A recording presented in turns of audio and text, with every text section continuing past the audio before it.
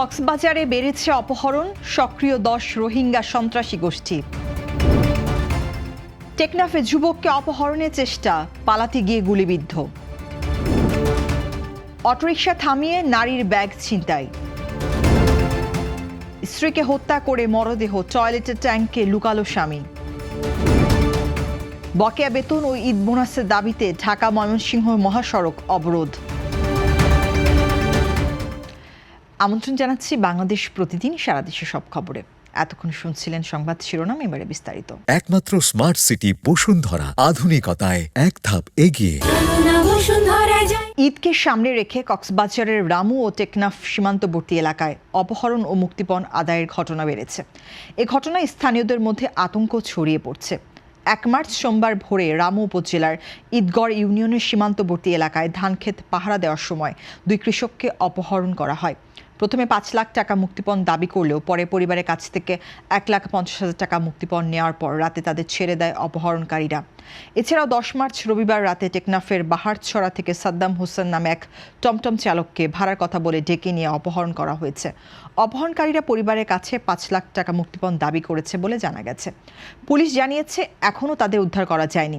এসব ঘটনায় অন্তত 10টি রোহিঙ্গা সন্ত্রাসী গোষ্ঠী জড়িত। টেকনাফের বাহারছড়া, নীলা ও হোয়াইকাং এলাকায় তাদের সক্রিয়তা রয়েছে।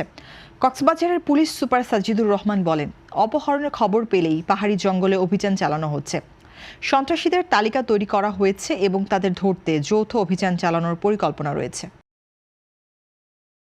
কক্সবাজারের টেকনাফে সৈয়দ আলম নামে এক যুবককে অপহরণের চেষ্টা চালিয়েছে সশস্ত্র ডাকাত দলের সদস্যরা। তাদের কবল থেকে পালাতে গিয়ে গুলিবিদ্ধ হয়ে গুরুতর আহত হন তিনি। 11 মার্চ বুধবার সকালে টেকনাফ উপজেলার বাহারছড়া ইউনিয়নের বড় ডেল পাহাড়ি সংলগ্ন এলাকায় এই ঘটনা ঘটে। পরে স্থানীয়রা তাকে উদ্ধার করে প্রথমে টেকনাফ উপজেলা স্বাস্থ্য কমপ্লেক্সে এবং পরে উন্নত চিকিৎসার জন্য কক্সবাজার সদর হাসপাতালে পাঠান।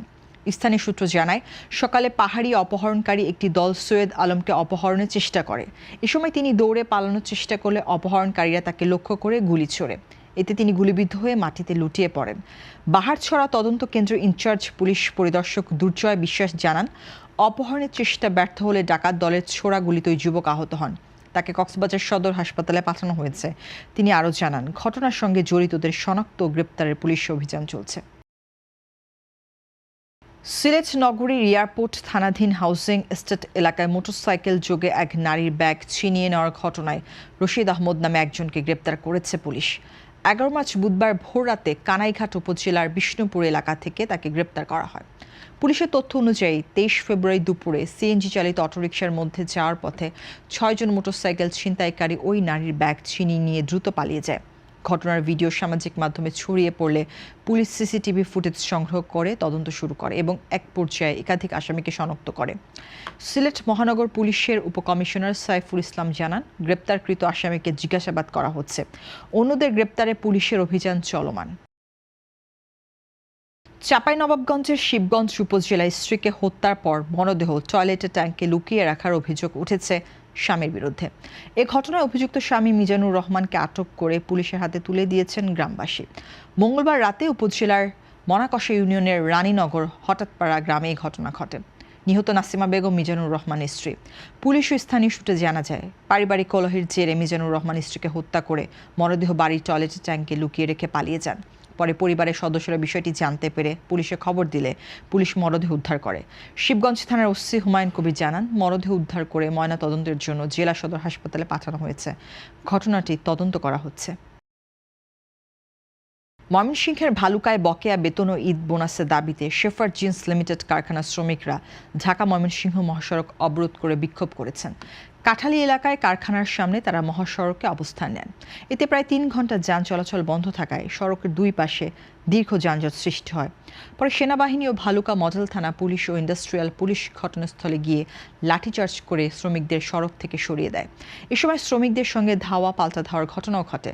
শ্রমিকরা জানান, ফেব্রুয়ারি মাসের বেতন, ঈদ বোনাস ও মার্চ মাসের অর্ধেক অগ্রিম বেতনের দাবিতে তারা এ কর্মসূচি পালন করেন।